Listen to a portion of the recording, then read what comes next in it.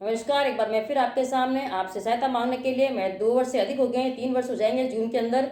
मैं अपने परिवार के साथ, मेरे भाई के साथ जो अन्याय किया वर्ष 2019 non performing account Deepali central cooperative bank में जांच के तहत additional registrar Bhomaram, additional Dhan Singh Deol, दो भ्रष्ट अधिकारी, महाभ्रष्ट अधिकारी, जिन्होंने नियम विरुद्ध मेरे भाई पर, जो एक बैंकिंग सहायक थे, जिन्हें किसी तरह का कोई राइट नहीं था, कोई पावर नहीं था, सिर्फ अपनी भूख, अपना लालच मिटाने के लिए उन पर 40,54,000 वसूली लगाई। उसके बाद भी आप ये देखिए कि 28/8/2020 को धन सिंह देओल ने, एडिशनल रजिस्ट्रार ने, जोधपुर में सुनवाई रखी जवाब प्रस्तुत करने के लिए। उससे पूर्व 9/6/2020 को स्वर्गीय ब्रजेश भदौरिया का देहांत हो चुका था। लेकिन ये भ्रष्ट अधिकारी, ये इतना पैसे का लालची बन चुके हैं, ये इनकी भूख इतनी बढ़ चुकी है कि इनका अंत करना बहुत जरूरी है। मैं इसीलिए बार बार आपसे सहायता मांग रही हूँ कि इनकी पोल खोलना बहुत जरूरी है। ऐसे अधिकारी हैं जो किसी के घर को बर्बाद कर सकते हैं। ये अपने लालच के पीछे किसी भी व्यक्ति को मौत के मुंह में धकेल सकते हैं। मेरे भाई की जो डेथ हुई है वो आकस्मिक देहांत नहीं है। इस धन सिंह देओल और इस भोमाराम दोनों ने मिलकर उनकी हत्या की है। ऐसे हत्यारों को, ये जो अपने पद अधिकारों का उपयोग करके गुंडागर्दी करते हैं, इनको सजा दिलवाना बहुत जरूरी है।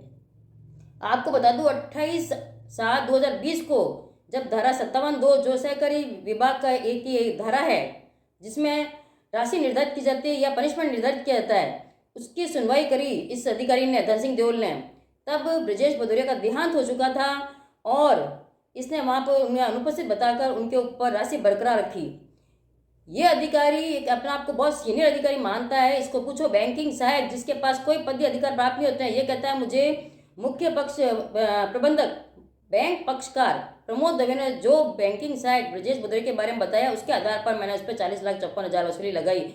इसको पूछो कि अरे एडिशनल रजिस्ट्रार भूमार धन सिंह देओल, तू तो इतना सीनियर अधिकारी है, तेरे पास दिमाग नहीं है, बैंकिंग सहायक की क्या ड्यूटी होती है? लेकिन आज इसके पास ये जवाब नहीं है कि वो डॉक्यूमेंट्स अवेलेबल करा जिसके आधार पर तूने इतनी वसूली लगाई है।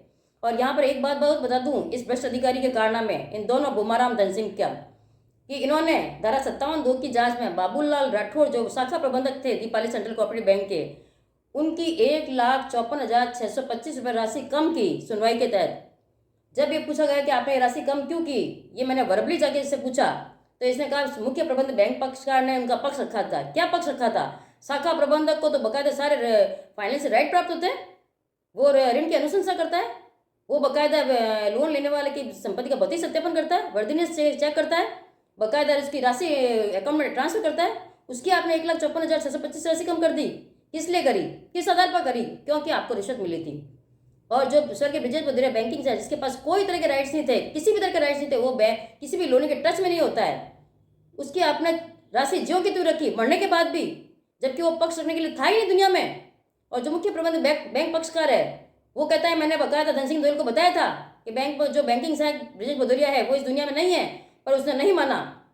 उसने बकायदा राशि बरकरार रखी क्योंकि इसको मरने के बाद भी उस परिवार से पैसा चाहिए था। मैं आपको बताऊं, ये देखिए वर्ष 2021 में, वर्ष 2021 के अंदर 16/12/2021 को डिसीजन हो चुका है। ये 4 बिंदुओं की सूचना है। 16/12/2021 को राज्य सूचना का डिसीजन हो चुका है और आज 23 वर्ष 2023 भी खत्म होना है, लेकिन हमने कोई पैसा नहीं दिया। लेकिन इनके पास राज्य सूचना है कि 16/12/2021 का कोई जवाब नहीं है। इसके बाद में आप ये देखिए बकायदा ये अभी डिसीजन हुआ है 13/1/2023 का अनुकंपा नियुक्ति के बारे में। आप बताइए, यानी मैंने इससे पहले भी आपको बताया है कि वर्ष 2020 के अंदर जब हमने अनुकंपा नियुक्ति के लिए प्रार्थना की ओमपाल सिंह से, उस समय अक्टूबर माह 2021 तक इसके पास में 90 लाख रुपए, 99,75,000 रुपये कर्मचारी की जमा थे। उसके बाद भी इस प्रबंध निदेशक ने 40 लाख और मांगे। यानी इसका कहीं ना कहीं इरादा था कि 40 लाख मांगूंगा तो ये 5-10 लाख मुझे दे देंगे और मैं अनुकंपा नियुक्ति दे दूंगा। दीपाली सेंट्रल कोऑपरेटिव बैंक में मैं आपको बता रही हूँ कि अनुकंपा, आश्रितों को अनुकंपा नियुक्ति देने के लिए बहुत ही भयंकर रूप से भ्रष्टाचार किया जाता है। यानी ये किसी मृत कर्मचारी के आश्रितों को भी नहीं छोड़ते रिश्वत लेने के लिए। बकायदा आप अगर कोई भी जांच करना चाहता है या कोई जानना चाहता है तो आप इसमें जांच करेंगे। लेटेस्ट अभी डिसीजन हुआ है कि इन्होंने 17 साल में एक कर्मचारी को 11th पास को बैंकिंग सहायक कैसे बनाया, लेकिन इनके पास कोई जवाब नहीं। और ये कहते हैं, धड़ल्ले से कहते हैं कि हम तो 15 साल वाले को भी देंगे, आप क्या कर लोगे? ये हमारी बैंक है, हमने बनाई और हम इसका संचालन करते हैं। और खुलकर रिश्वत लेते हैं, हमें कोई चैलेंज नहीं कर सकता। इवन तो हमें भी कहा था कि आपको जयपुर चलना पड़ेगा और एक व्यक्ति से मिलना पड़ेगा और वहाँ पर अपने को थोड़ा लेन देन करना पड़ेगा, लेकिन हम इनके साथ नहीं गए। क्यों देंगे भाई हम रिश्वत? हम रिश्वत का विरोध करते हैं। और इसीलिए मैं बार बार आपसे कहती हूँ कि प्लीज़ मेरा वीडियो शेयर करिए। मैं जिस जोश के साथ, अभी भी मैं बहुत पॉजिटिव हूँ, बहुत जोश के साथ लड़ रही हूँ और मैं इस फाइट को अपने अंतिम सांस तक लड़ूंगी। और जब तक इन्हें पनिशमेंट नहीं मिल जाता, हम कोर्ट के माध्यम से भी, धन सिंह देओल चाहे वो रिटायर हो जाए लेकिन उसे कोर्ट में घसीटेंगे। हम बुमाराम चाहे रिटायर हो जाए लेकिन उसे कोर्ट में घसीटेंगे।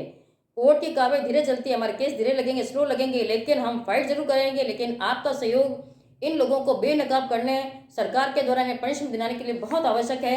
मैं ये सूचना अधिकार के डॉक्यूमेंट्स हैं, ये इसमें अपलोड कर दूंगी। प्लीज़ आप मेरा वीडियो शेयर करिए, हमें सहयोग करिए। आपके सहयोग से ही मैं ये जीत हासिल कर सकती हूँ। आपका सहयोग मेरे लिए बहुत ज़रूरी है। इसलिए बार बार रिक्वेस्ट है आपसे कि आप ऐसे भ्रष्टाचार अधिकारियों का, जो ये नकाब पहन के बैठे हैं अच्छाई का, और जो किसी भी हद तक जा सकते हैं किसी व्यक्ति से रिश्वत लेने के लिए, उन्हें सामने लाने के लिए मेरा सहयोग करिए, मेरा साथ दीजिए। प्लीज़ आपसे प्रार्थना है। Share my video. Thank you very much.